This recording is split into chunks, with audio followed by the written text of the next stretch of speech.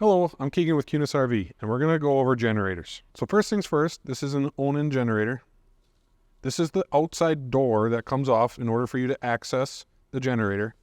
All it is to get it on and off is just a switch right here. So you'll switch that to open. There's another one on this side, and then this will pop up and come out. From there, this will give you access to your generator. So with your generator, there's generally three types of generators. You're going to have the gasoline, you're going to have LP, and then diesel.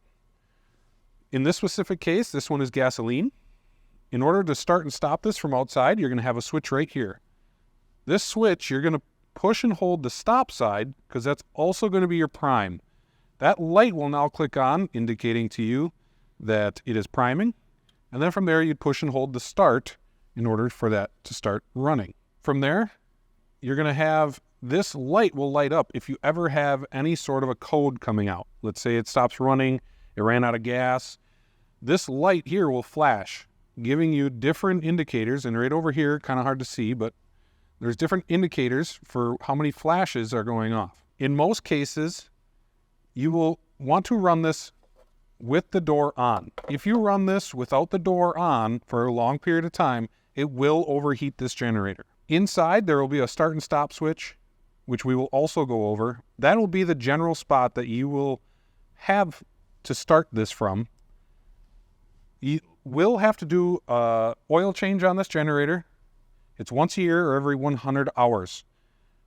From there, you can also check your oil level from right here on the green cap in case you ever need to add any. Other than that, the only other thing that I would recommend is running this generator.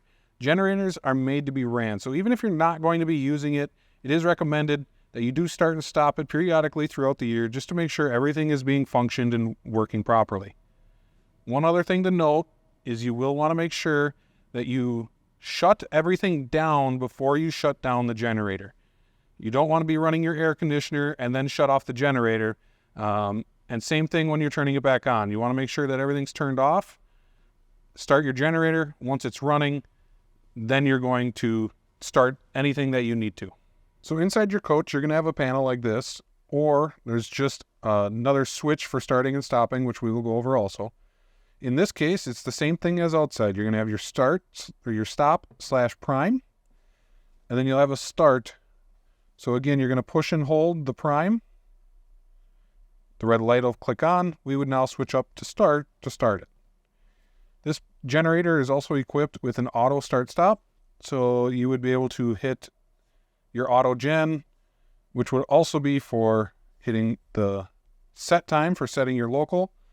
And then using this guy here, you will be able to go through and see what your battery levels are, and then hitting enter for doing anything that way.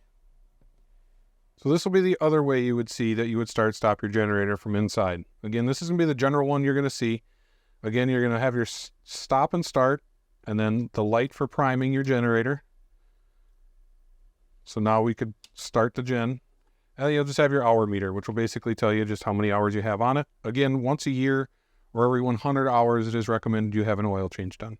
So on the generator, you might see is there's a manual transfer switch, which you would actually take your cord just like this, and in the back compartment where that cord is located, you will see an outlet, just like this guy down here, that you will actually take and plug in the outlet, so that way when you run your generator, it will switch over and allow that 110 power to come to the unit. The other kind you will have is the automatic transfer switch. That will just do it automatically after about 30 seconds to a minute. That generator will kick on the transfer switch, and then you will have power inside. Basically, how you would know the difference between the manual and the automatic is the manual will actually have the port, like I said, and the other one will not.